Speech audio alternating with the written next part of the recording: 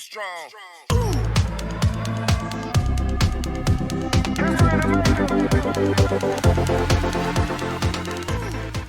Estamos de volta com o programa Conexão João Santos, e agora sim, recebendo o doutor Suenilson, advogado e jornalista.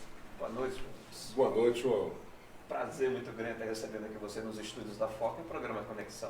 O prazer é todo nosso de estar aqui pela primeira vez e espero que seja a primeira entre muitas aí no futuro. Eu agradeço. Doutor Suenilson, né? Sócio proprietário do escritório Sá e Bonância, tá certo? Sá e Bonância, advogados e associados. E hoje, executando a função de advogado com a especialidade de criminalista, doutor?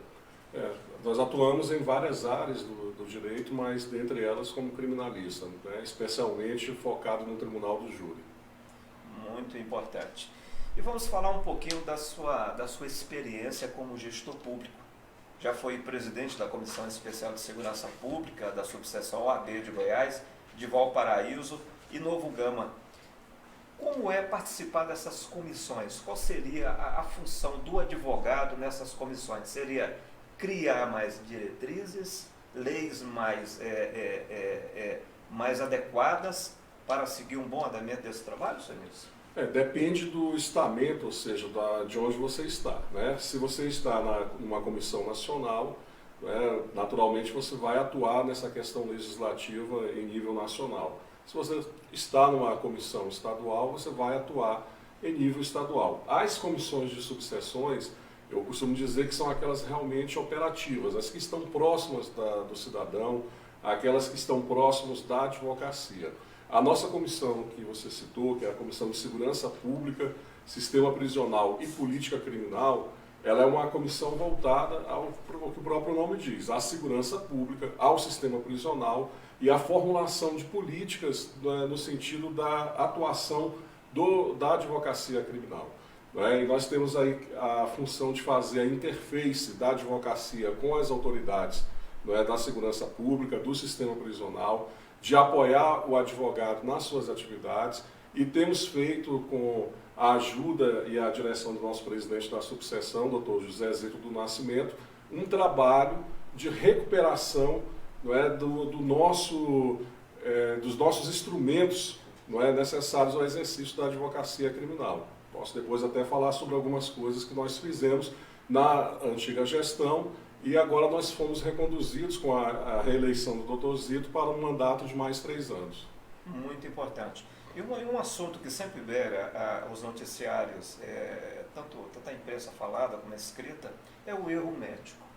Né? Como a justiça criminal encara vou botar esse pequeno delito por parte desse profissional, porque sabemos que o CRM ele é muito corporativo, né?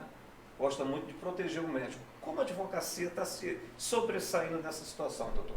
Inclusive, eu posso te dizer que é uma questão até multifacetada, porque nós temos, de um lado, a advocacia criminal e a advocacia civil, né? Porque você vai buscar ali a apuração criminal daquela responsabilidade, daquela negligência, não é? Daquilo que aconteceu, não é? Para ter uma responsabilidade criminal, uma responsabilização criminal, e vai buscar, por outro lado, uma reparação civil, ou seja, uma indenização. A indenização, ela não é puramente uma questão econômica, financeira, ela é uma questão satisfativa de um agravo amoral, não é? Um agravo pessoal que aquela pessoa recebeu. Não é? Então ela tem também um sentido punitivo, não é? Que é o reconhecimento pelo Estado de que errou com aquele paciente, que errou com aquela pessoa que estava naquele momento sob a sua tutela e com a tutela daquilo que é mais importante, inclusive, a vida. Né? Porque muitas das vezes o erro médico ele pode se encaminhar para um óbito, para sequelas, né? E diversas outras ocorrências aí que infelizmente acontecem, e acontecem com muito mais costume, com muito mais força do que as pessoas possam vir a imaginar. E ela tem o nome erro médico, mas ele pode ser também ligado a outras atividades, não é, correlatas à medicina, como a enfermagem, por exemplo.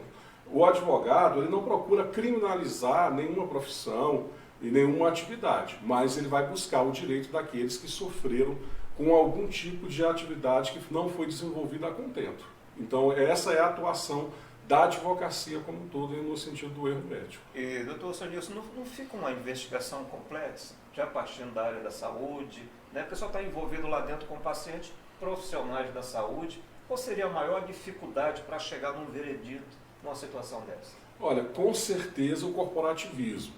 Mas o que acontece? Aí você tem que ter o que a gente tem feito lá no escritório, estudado bastante. Eu estou fazendo uma pós-graduação agora, que não é uma pós-graduação de 3, 4 meses, são de 2 anos de estudo, né, que é de Direito de Saúde e Bioética.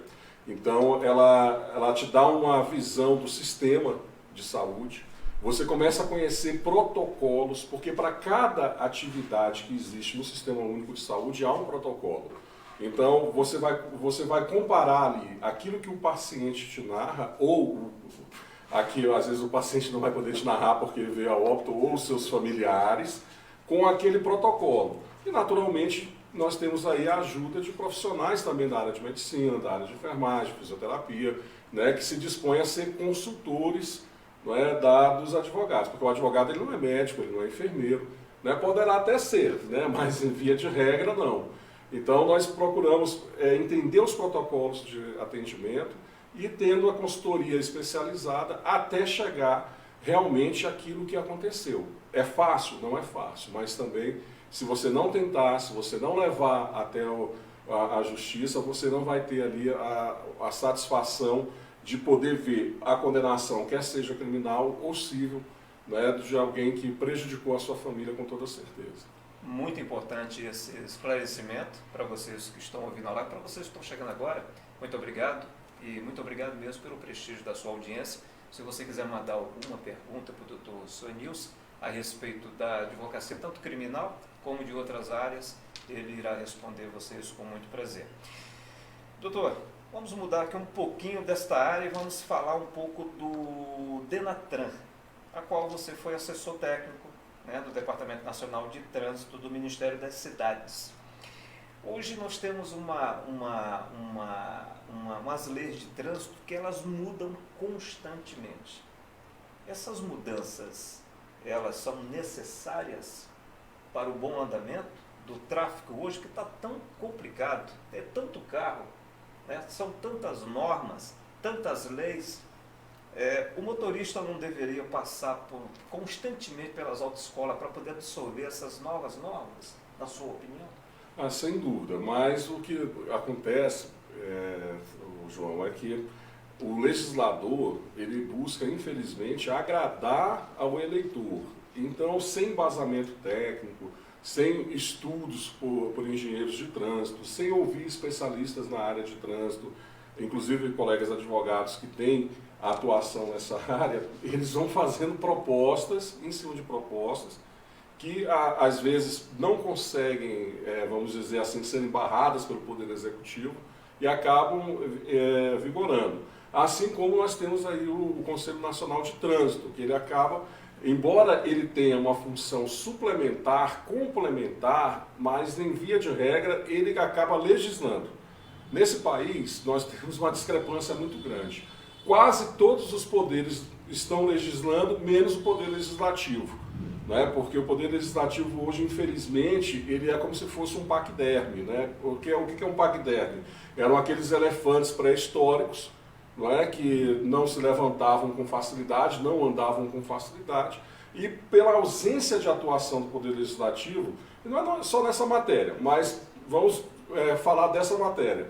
Ele, ora, deixa de legislar e quando vai fazer a legislação, ainda faz uma legislação capenga. Não é? Então você fala de, vamos agora reciclar o motorista. Se a gente for reciclar o motorista em todas as legislações novas, em todos os remendos que são feitos no Código Nacional de Trânsito, ele nunca mais vai sair da sala de aula. Era necessário, né? Mas infelizmente não acontece. E um assunto que cria muita controvérsia é a respeito do DPVAT. Eu creio que está dentro da legislação do Denatran, sim? Não. Ele está ou não? Ou ele está fora? Na área que eu atuei, exatamente não, né? Porque eu atuava sendo assessor técnico em matérias legislativas relacionadas à educação do trânsito. Então, eu não atuei diretamente na questão do DPVAT. Mas o senhor pode dar algum esclarecimento? Se tiver o meu alcance. Teve muitas mudanças, né? Hoje uma pessoa, quando está dentro de um transporte coletivo, desce para Brasília, se esse transporte coletivo acontece, nós não estamos desejando que ocorra, mas o trânsito tudo é possível, tem uma batida e há passageiros feridos dentro, ele tem direito ao DPVAT? Se tiver em dias, com certeza. Se não tiver em dias, ele não vai ter o direito. Agora, uma coisa que é um entendimento que é particular nosso. Se uma empresa ela tem que manter o DPVAT pago, não é? E esse DPVAT não foi, e ela eventualmente causa um acidente, ela tem que ser acionada judicialmente para pagar. Salvo engano, não é uma especialidade nossa, por isso eu estou dizendo salvo engano, o DPVAT não está sendo... o seguro não está sendo cobrado, né? Porque o DPVAT é uma coisa e o que nós estamos falando, na verdade, é o seguro obrigatório, e não do DPVAT. Então, me parece que esse ano o seguro não está sendo cobrado. Não é? E que mais, mesmo assim, ele está em validade. Não é? Então, eu não tenho muita certeza a esse respeito. Mas o que a gente está se referindo, na verdade, não é o DPVAT, é o seguro obrigatório. Muito bom. E outra uma questão que eu gostaria de entrar, porque hoje as políticas sociais estão muito vivas, né? Principalmente aí agora com a pandemia, sempre, mas com a pandemia, com a perca do emprego, de trabalho, ocupações. Como o senhor já é um homem que trabalhou bastante em diversas áreas dentro de governos, e eu creio que a área social também, como que você está vendo esses projetos sociais do governo, como o auxílio emergencial, né, o Auxílio Brasil? Esse modelo é um modelo adequado, doutor? Olha, eu tive a oportunidade de ocupar aí, em nível municipal, estadual e distrital, cargos relacionados à área social. Então eu posso falar assim com uma certa tranquilidade. Eu acredito que a maior parte dos programas que nós temos hoje de natureza, de caráter social, eles são soluções estanque, ou seja, eles estão para aquele momento, mas não existe programas que sejam de grande continuidade no sentido de garantir que aquela criança, por exemplo, vai estar realmente na escola, de garantir a formação profissional dos nossos jovens, não é? E o nosso modelo de assistência social, ele não é assistência social, ele é assistencialismo, ou seja, ele é pejorativo mesmo, porque ele causa uma dependência cíclica na sociedade. Eu quero deixar o Antônio, o João, o José naquele segmento da sociedade, vou dar para ele alguma coisa que está sobrando aqui da grande mesa, mas só que o que ele vai receber nunca vai ser o suficiente para ele mudar de camada social. Ou seja, se mantém aquela coisa perene, permanente, mas infelizmente é o governo fingindo que está dando, aquela pessoa hipossuficiente fingindo que está recebendo, e no final das contas fica aquele mesmo círculo vicioso. Pais, filhos, netos, bisnetos, sempre dependentes de uma ajuda governamental que muitas das vezes chega como se fosse saindo do bolso do prefeito, do governador, do presidente da República. Mas isso aí é dinheiro público, é o contribuinte que está dando esse dinheiro. Só que a forma como ele é distribuído, ele não faz a mudança que é necessária. E dentro dessas distribuições, desses recursos, desse assistencialismo, que o senhor acabou de falar, tem os conselhos, né? Assim como a educação tem o seu conselho de educação, o conselho de saúde e o conselho do projeto social. Esses conselhos, eles têm autonomia de detectar que alguma parte desses projetos não estão bem ou não são adequados? Os conselhos, eles eram paritários. O que seria essa paridade? Eles tinham a composição do governo, da sociedade civil, e dentro da sociedade civil ele vinha nos seus escalões, né, de participação. Infelizmente, em nível federal, o governo federal vem acabando com essa paridade. Ele tem colocado o governo como majoritário nesses conselhos e tem tirado o grau de autonomia que eles podem. Não conseguiram ainda atingir totalmente o Conselho Nacional de Saúde, mas estão conseguindo. E entidades que estão sendo convidadas, geralmente são aquelas que não têm caráter de independência, são aquelas que estão alinhadas com um projeto político vigente. A questão da assistência social, da saúde, da educação, da segurança tem que ser uma política de Estado, não uma política de governo. Ela tem que ter continuidade, ela tem que ser uma política voltada para a gestão. Mas, infelizmente, no Brasil, nós temos sempre política de gestão pública com cara partidária. Ela não pode ter cor vermelha, azul, branco, amarela, mas aqui é o que acontece. Então, hoje, os conselhos estão perdendo essa autonomia, tanto de proposição como de aprovação de políticas públicas voltadas para as suas áreas. É porque quando eu toquei nesse assunto com o senhor, a gente observa muito pessoas excluídas da sociedade. Vou dar um exemplo da causa autista, né? É uma situação complexa dentro do nosso país, porque o tratamento dessa criança não é barato, ele é caro, ele é feito muito em cima de ecoterapia e ela não abrange toda a camada da população. E a população autista, ela é crescente, ela é um número volumoso.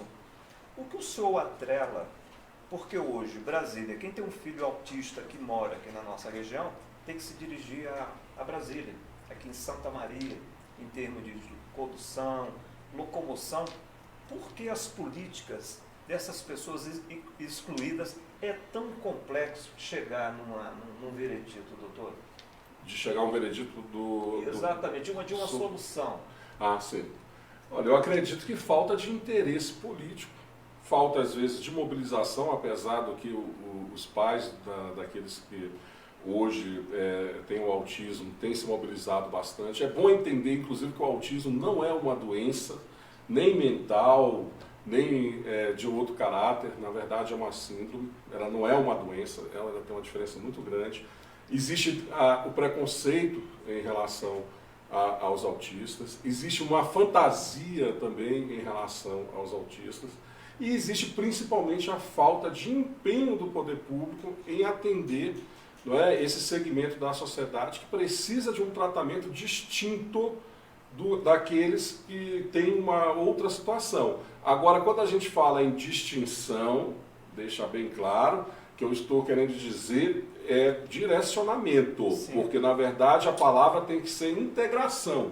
O autista ele não tem que ser segregado da sala de aula, ele não tem que ser segregado das rodas sociais, muito pelo contrário, a política para eles tem que ser voltada à inclusão. E quando eu falo distinto, eu digo no sentido de estar personalizando, de estar voltando ações do poder público para os autistas. É isso que eu quis dizer, porque senão depois parece que está falando que tem que apartar, muito pelo contrário, tem que incluir. Na verdade, o que falta muito no Brasil mesmo é a inclusão, em todos os aspectos. Porque a gente observa, eu fiz uma reportagem um período desse atrás, em entrega de cestas nas residências, e como eu vi que é cada vez maior, a gente se surpreende, o tanto de pessoas cadeirantes dentro de casa, sem poder sair, porque não tem calçadas adequadas, né, não tem rebaixamento do asfalto para a calçada. Até quando vamos ignorar essa grande população que ela volta, ela vai fazer sua votação nas urnas, ela é produtiva, ela tem uma utilidade social? Até quando, doutor? O senhor que esteve envolvido em diversas experiências, nosso país vai continuar ignorando? Eu sei que falta muito da força política, mas somente é a força política? De jeito nenhum. Na verdade, eu parto do princípio que a ignorância total dos nossos problemas é nossa, do cidadão, da cidadã. Não é? Se nós fôssemos mais mobilizados no sentido das cobranças, no sentido da fiscalização daquilo que o poder público nos oferta, com certeza seria diferente. Né? Se nós tivéssemos um pouco mais de cidadania aflorada, hoje ainda temos aí um ou outro se manifestando nas redes sociais, mas é aquele que vai continuar fazendo o que não deveria, ou seja, vai permanecer no seu lar, vai permanecer no seu lazer, mas ele não vai a uma Câmara Municipal, ele não vai à Assembleia Legislativa, ele não vai ao Congresso Nacional, ele não participa sequer de um abaixo-assinado. Então, essa falta de união das pessoas é que faz que aqueles que querem se locupletar da máquina pública aproveitem com maior facilidade. Ah, mas eu elegi, estou pagando o salário deles porque eu pago meus impostos. Se isso fosse suficiente, nós não estaríamos na situação que nós estamos hoje, em todos os níveis de governo, não é? E em todos os níveis também de poderes. É a falta de atitude, é a inércia do cidadão, da cidadã, que fortalece a corrupção. Você não tenha nenhuma dúvida, e fortalece também a incompetência de gestão. E só para a gente desfocar um pouco, o assunto aqui está muito interessante. Estou conversando aqui com o Dr. Suenils. Olha, tem uma grade, eu chamo de grade de experiência, né, em gestão pública, é advogado, é conhecedor de diversos problemas e também conhece muito bem nosso município como poucos. Aos 19 anos, ele participou de um movimento pró-emancipação de Valparaíso de Goiás em 1995. É verdade que, doutor, só conseguimos a emancipação do nosso município através do terceiro plebiscito? Sim, foram 2 plebiscitos anteriores, né, ao de 1995. Foi feito um recadastramento eleitoral, né, para que a gente conseguisse, inclusive, demonstrar quem era eleitor ou eleitora de Valparaíso de Goiás. Né? Então foi feito todo um trabalho prévio e foi aonde nós tivemos, né, a introdução do voto eletrônico, o primeiro teste e definitivo, na verdade, teste em massa, né, do voto eletrônico foi do plebiscito de 1995 em Valparaíso e Novo Gama, sendo que toda a sede de apuração, de transmissão, porque isso aí foi coberto inclusive pela imprensa internacional, foi no antigo Valparaíso Shopping. Então Valparaíso, na verdade, pode-se dizer, é o pai do voto eletrônico. Antes nós tivemos experiências em algumas urnas eletrônicas em uma cidade de São Paulo, que não me vem agora à memória, e numa outra ocasião também em 30 urnas, salvo engano, no Rio de Janeiro, não lembro bem. Mas foram experiências pequenas, não é? Da onde o resultado final não dependeria do uso daquelas urnas eletrônicas. E aqui não, aqui 100% do resultado estava vinculado ao eleitor ir lá e votar, sim ou não, ou abstenção no voto pela emancipação de Valparaíso. A urna, o senhor pode dar o seu veredito que ela é segura? Não tenho nenhuma dúvida. É uma lenda urbana. O que acontece? Eu costumo dizer, né, e como o Nelson Rodrigues, né, gostava de falar sobre o complexo de vira-lata. Gente, o Brasil produz muitas boas coisas. O Brasil é muito bom. Então, se nós tivermos aí a honra, a satisfação de produzir o melhor meio de votação do mundo, poxa, palmas para o Brasil. E fica uma coisa assim, hoje fomentada, né, de que pode haver fraude, etc. Quando essa urna eletrônica ela foi desenvolvida, praticamente a primeira geração, que é essa que vem a Valparaíso, engenheiros do Instituto de Tecnologia da Aeronáutica participaram. Então, se a gente for ver, precisava ter às vezes os militares, né, hoje em dia tudo é militar, né, precisava ter os militares participando, participaram. E até hoje ninguém conseguiu colocar o sistema em xeque. A gente tem que ter orgulho. Aí fala que nos Estados Unidos não é utilizado. Nos Estados Unidos, na verdade, não se utiliza nenhum meio de votação. Se utilizam 6 tipos de meios de votação. E lá não existe uma justiça eleitoral unificada. Cada estado define as suas regras eleitorais. Cada estado define como vai ser o voto. Tem voto até pelo correio. E nem por isso, né, um ou outro ali fica ali questionando, mas nem por isso deixaram de ratificar as eleições. E olha que é tudo pulverizado. Aqui nós temos um sistema unificado. Agora é bom lembrar, quando eu falo unificação, que cada urna ela é uma ilha. O que sai de lá é a gravação daquilo que a urna tem nela. Depois é que vai se interligar ao sistema. Então não tem como uma pessoa entrar, por exemplo, em um colégio. E se ele não conseguir ir de urna por urna, ele não vai conseguir violar o sistema nem daquele colégio. E como é que ele vai fazer isso?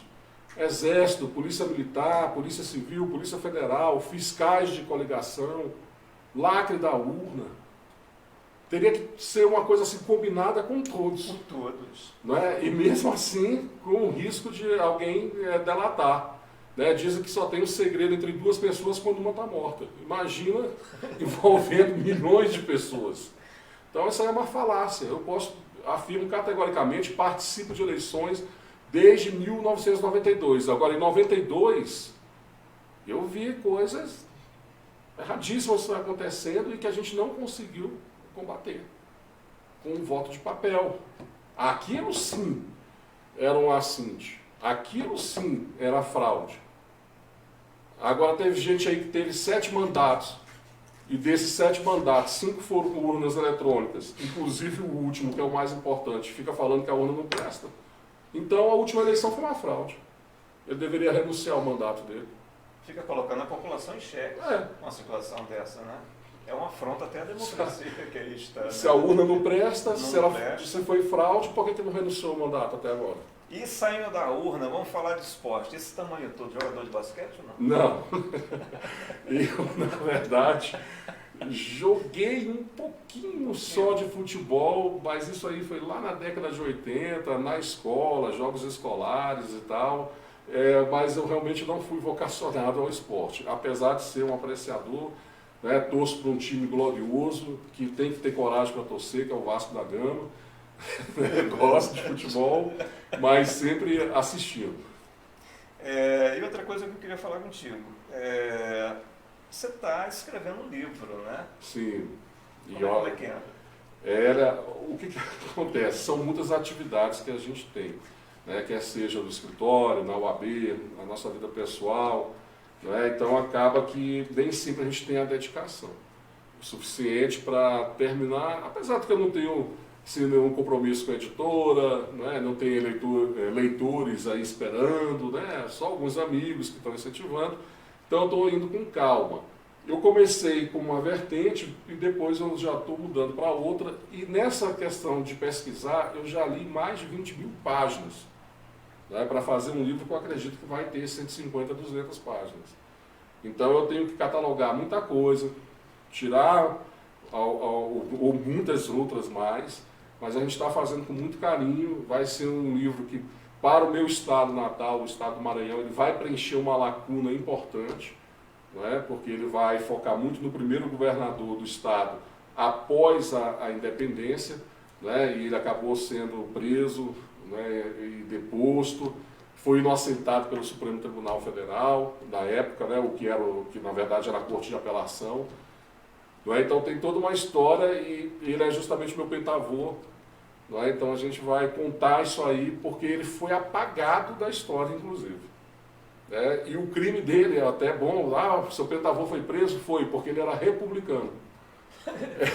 E também ele era abolicionista. Então, esse era o grande crime dele ter sido deposto e tal, é porque ele disse que flertava com a área republicana na época, e o Brasil estava, né, naquela transição de reinado para o Primeiro Império, e ele foi considerado republicano, aí colocaram as algemas dele e mandaram para o Rio de Janeiro. Ele foi absolvido, e a gente vai contar essa história e outros fatores que giram ali em torno da nossa família, né, até chegar aqui.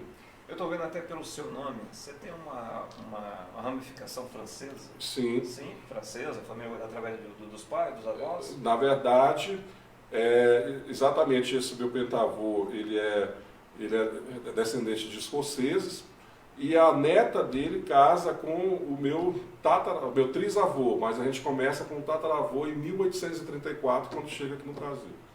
Olha que legal. Por isso que você tem essa vertente rica, né, da cultura, do esporte, do lazer. Hoje, doutor Soares, a influência da cultura francesa no Brasil, você vê algum foco nisso? São Luís, né, ainda, apesar de ter tido uma colonização rápida, né, no sentido foram ali 4 anos apenas, 3 a 4 anos, mas São Luís ainda mantém alguns francófilos, igual o meu amigo Antônio Norberto, que é um escritor, turismólogo, membro da Academia Ludovicense, né, de Letras, né, que é a Academia de Letras de São Luís, e existe principalmente na medicina, né? Porque, por exemplo, a gente fala aí desses meus antepassados, Dr. Paulo e Dr. Afonso, né, tetra e trisavô, eles eram médicos. Inclusive o Dr. Afonso ele era sanitarista. A primeira grande epidemia no Brasil no século XIX e no século XX, né, foram as epidemias de varíola. E o Dr. Afonso era um dos maiores especialistas na área. E uma das coisas, um dos problemas maiores que eles enfrentaram, isso vai estar no livro, sim, foi a questão da disseminação de que a vacina mataria pessoas. Não é? E que ela era para camadas de pessoas mais pobres e tal, já voltada para matar essas pessoas que não tinham ascensão social. Você vê que, aí você vem aqui agora para o século XXI e basicamente se inventa uma série de teorias voltadas, né, para a vacina. Tem gente que fala que a vacina vai te introduzir um chip, que você vai ficar controlado e tal. Né? Então é o mesmo rastro de ignorância e de intolerância do século XVIII, do século XIX e do começo do século XX aparece em pleno século XXI na sua segunda década, o que é inexplicável. Quem conhece São Luís, vê até pelo seu lado de arquitetura, arquitetônico, você vê que tem um pouco da cultura francesa em alguns prédios lá de São Luís. Eu conheço São Luís um pouco, a capital, né? Será por um pouquinho dessa influência francesa dentro do dialeto nacional, o maranhense é um dos que fala mais correto? Na verdade, o maranhense ele teve essa introdução francesa, né, mas ele teve uma cultura muito ligada realmente aos portugueses. Né? Os portugueses eles se introduziram de uma forma muito firme, porque tiveram que fazer, porque ou eles faziam isso ou eles iam perder ora para os franceses, ora para os holandeses. Então, Portugal precisou se colocar ali de maneira firme. Então, o ludovicense, aquele nascido em São Luís, ele tem um vocabulário muito próximo ao que seria o de Lisboa, só que naturalmente agora com todas as definições do nosso próprio vocabulário, que eu posso dizer hoje que a gente tem quase um idioma brasileiro e um idioma português, mas você nunca vai dizer isso, né? Nós falamos português. Mas se você for comparar a pronúncia, o sotaque, as palavras, muitas delas são de sentidos diferentes. Mas aquele que mantém muito próximo do que seria aquele sotaque antigo, o modo antigo de falar em Portugal, é o ludovicense de fato. Olha que legal, tá vendo aí? Cultura também aqui com o Dr. Suenilson. Já eu passei uma relaçãozinha de umas bandas, coloca aí o Legião, você vai encontrar qualquer uma do Legião. Qual a sua relação com a música, doutor? Olha, eu não sou um especialista na música e tal, mas eu sou alguém que gosta de ouvir bastante. Eu não sei cantar nada, mas gosto de escutar bastante. Toca algum instrumento ou não? Não, nenhum. E olha que praticamente tudo.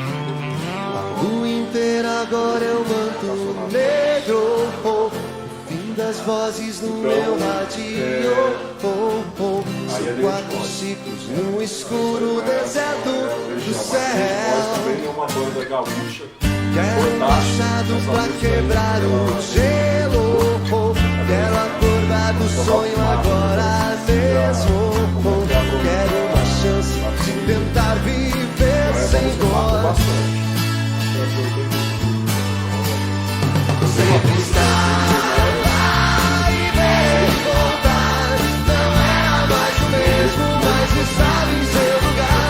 Sempre estar lá e ver voltar. O todo tem a noite como a noite. Vai tremer o fogo, vou chorar sem medo. Vou lembrar do tempo.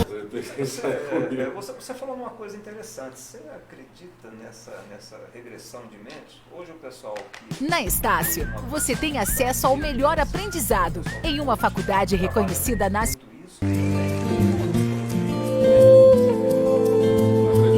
Agora, assim, tem pessoas sérias e tem pessoas não sérias, né? Então você tem que ver aonde que você vai buscar, né, esse tipo de acompanhamento, de orientação, né? Porque tem muita gente que vende facilidades aí que não existem, né?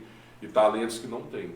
Mas eu acredito sim de que é possível você, agora eu estou falando numa regressão mental, não espiritual, já seria outro fator, né? De pessoas que podem fazer por meio da hipnose ou outros meios, você relembrar fatos que você também não relembraria por conta até da tenridade.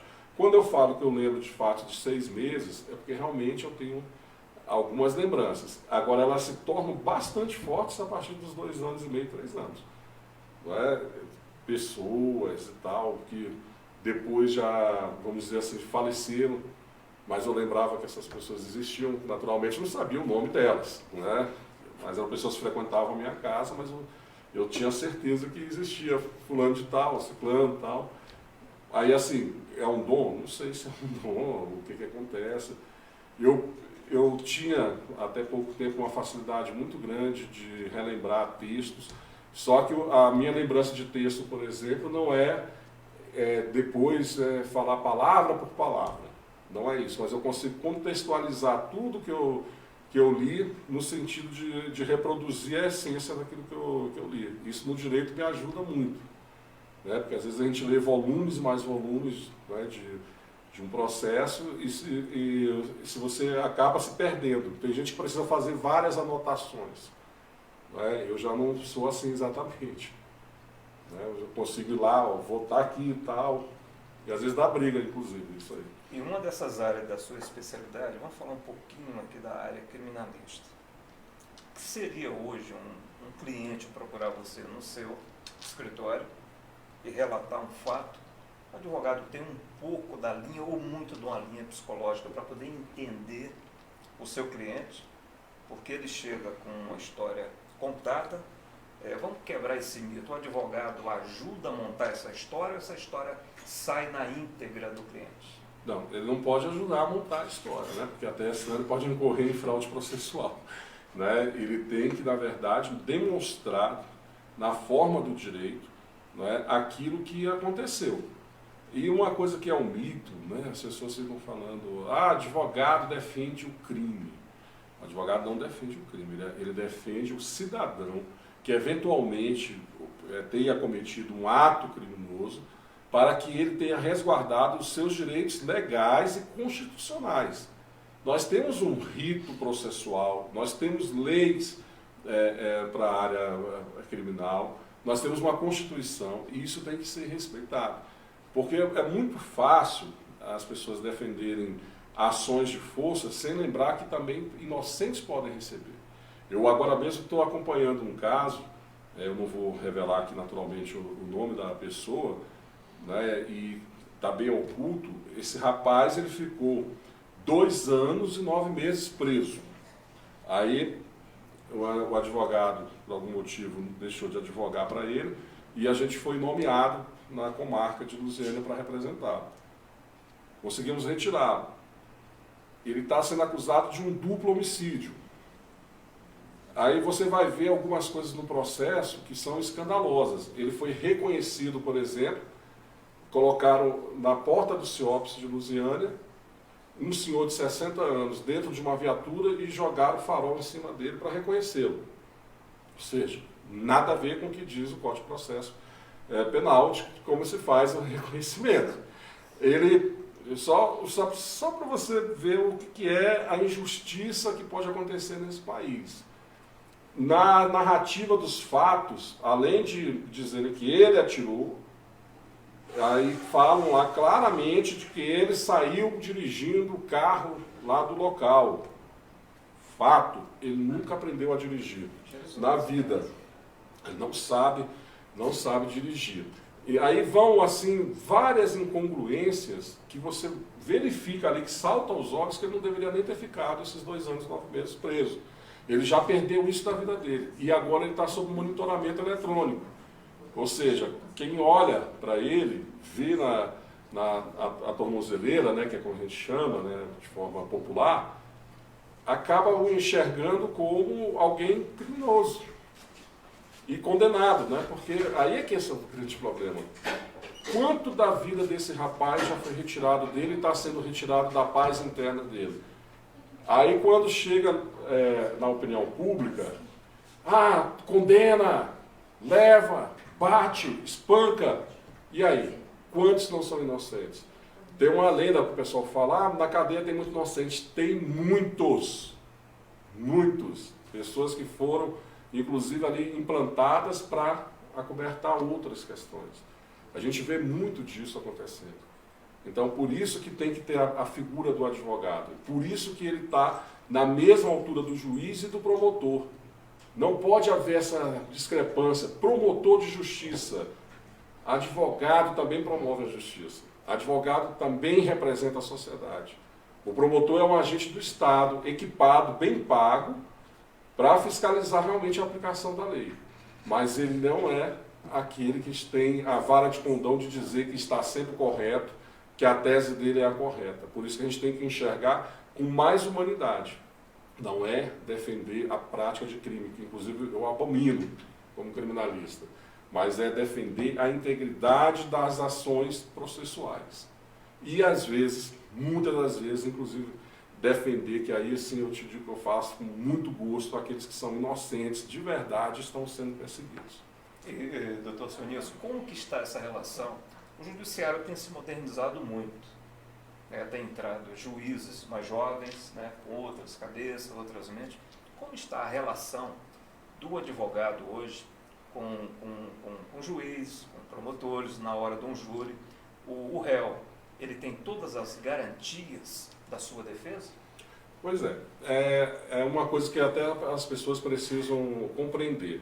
A lei diz claramente, ela não fala em rodeios, não há hierarquia entre juiz, membros do Ministério Público e advocacia. O juiz não é, a gente assiste um pouco aí da justiça americana, nesses filmes, nesses enlatados, eu mesmo sou fã de várias séries, aí o pessoal tem uma ideia lá, o juiz manda calar a boca, diz que vai prender por desacato, o advogado tem imunidade nas suas palavras e ações dentro do processo. Ele não pode cometer calúnia, mas se eventualmente ele vier até a injuriar e etc., ele pode fazer isso.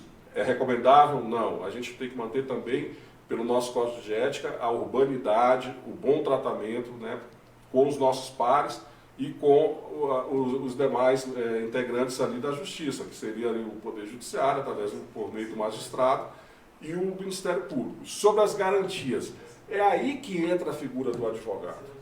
Né? O advogado vai estar ali para julgar, para auxiliar naquele julgamento, para que ele seja justo. Vou te dizer, a lei permite ou define que você tem que ser condenado naquele crime a 15 anos. Mas existe possibilidade que você seja 20. Mas você tem todas as atenuantes necessárias para ser condenado a 15. Justiça, e eu falo isso sempre, não é justiçamento. Então, se ali não é possível te absolver, por um motivo ou outro, porque realmente você é culpado, então que você tenha a pena justa. Se ele for mal acompanhado, se não houver um advogado realmente atuante, vai se fazer aquilo que quer, né? Vai se imputar a ele aquilo que se deseja e vai se estar praticando uma injustiça. E é isso que o advogado não pode, não tem que deixar permitido de jeito nenhum. Esse é o papel do advogado. Não é de promover a injustiça, né? Porque dá a entender que um é o promotor de justiça e ele aqui vai promover a injustiça. Tinha um professor que me falava, e nos falava, na verdade, o seguinte, que se houver uma reunião do delegado de polícia, que é alguém que, na verdade, faz uma parte administrativa, o delegado não condena, o delegado não denuncia, ele indicia, é uma outra coisa. Se houver uma reunião do delegado, do promotor e do juiz, é uma reunião da Liga da Justiça. Se houver uma reunião do advogado com o juiz, é conluio. Então isso aí tem que se quebrar. O advogado ele não é inimigo da sociedade. E todas as vezes que se ataca a prerrogativa de um advogado, você está retirando prerrogativas e garantias do cidadão. Porque você não vai ver no fórum, você não vai ver em um órgão público, um promotor de justiça, um juiz ou um delegado do seu lado buscando aquele direito que você acha ou que tem. Não é? Você vai ver quem? É um advogado. É ele que vai estar ali do seu lado, porque cada um tem o seu papel. Mas o papel mais próximo da sociedade, do cidadão, é o papel que a advocacia exerce. É por isso que se você me perguntasse, você prestaria um concurso para magistrado, para o Ministério Público? Não. Não porque eu acho que ser magistrado é indigno, nem tampouco ser membro do Ministério Público, mas é porque a minha vocação ela realmente é para promover o direito, realmente é para promover a defesa do cidadão, da cidadã. Eu não me veria julgando, não me veria acusando. Né? Apesar de que, às vezes, a gente pode exercer esse papel como assistente de acusação, como eu serei agora brevemente lá no estado do Maranhão. Maravilha, porque o que se coloca muito até pela falta de aparelhamento do Estado, que são as polícias, né, que cabe a polícia técnica e investigativa, e a grande maioria, todos nós sabemos até, pode ter melhorado muito, mas ainda está deixando muito a desejar o aparelhamento para uma investigação técnica. Isso atrapalha muito no julgamento, doutor? Nós temos um problema muito sério na polícia técnico-científica. Os nossos meios aqui de fazer uma perícia, eles são bastante limitados a depender da localização do estado em que você está. Né? Então, isso aí realmente ele deixa um pouco capenga o processo, né? Porque aparelhos modernos nós temos, assim vamos dizer, em nível mundial. No próprio país nós temos, só que eles não estão difundidos nas regiões brasileiras, eles não chegam a todos os municípios. A prática do isolamento do local do crime também aqui é praticamente nula. Né? Antes do perito, se é que vai existir um perito chegando naquele local com aquele pequeno equipamento que ele ainda dispõe, vai se passar por lá de tudo, desde do policial que chegou ao local até aquele curioso que está lá na esquina e foi ver o crime. Não tem essa questão da preservação, né, do local, é uma das coisas que atrapalha bastante na elucidação. Quer seja para um lado, quer seja para o outro. Mas, infelizmente, aqui no Brasil, ao invés da dúvida favorecer o réu, quando se tem dúvida, né, a respeito daquele manejo ali pericial, infelizmente o réu acaba recebendo a imputação como se verdadeira fosse. É uma coisa generalizada? Não estou falando que isso aí acontece sempre, mas acontece com uma preponderância que não deveria sequer existir. Imagina com a quantidade de vezes que isso aí ocorre. Essa pergunta minha girou para o senhor para a gente chegar, para finalizar, nesse caso Lázaro, que foi de conhecimento nacional e muitas das vezes até internacional. Segundo o gastos para capturar esse cidadão, chegou a mais de 3 milhões de reais. Envolveu diversos ônibus, aparelhamentos. E na hora que conseguiram encurralar, com todo esse gasto, né, com todas as acusações, não seria mais humano recuperá-lo vivo para elucidar melhor ou da forma que ele foi morto? Olha, eu estou falando uma visão jurídica. Eu li, inclusive, os autos, né, referentes à captura dele. Né? Sinceramente, eu preferia, né, que ele estivesse vivo. Ponto. Por outro lado, eu não ficaria confortável de ver um agente do Estado morrendo por conta da ação dele. Ponto. Sim. Então a gente não estava lá. Não se sabe exatamente, por mais que eu tenha lido, as circunstâncias que, pela narrativa, ele resistiu, né, atirou por diversas vezes. Qual é o quantitativo de munição que ele tinha? O quanto que iria se esperar até aquela munição dele terminar, por exemplo? Quantas vidas teriam que ser sacrificadas para capturá-lo? Quem estava no comando tem que decidir isso aí de uma forma rápida. Agora, João, vamos entender, não é? E mesmo sendo criminalista, eu estou aqui com você, e você está sob meu comando, a sua produção tem mais 2 pessoas ali por trás das câmeras, está sob o seu comando.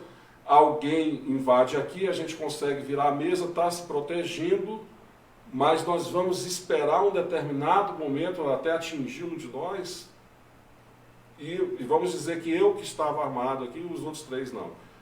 Qual é o momento da decisão de tentar realmente, não é, interceptar aquela pessoa de uma forma a contê-la?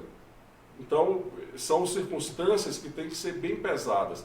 O correto seria aprisioná-lo. Agora, ponto.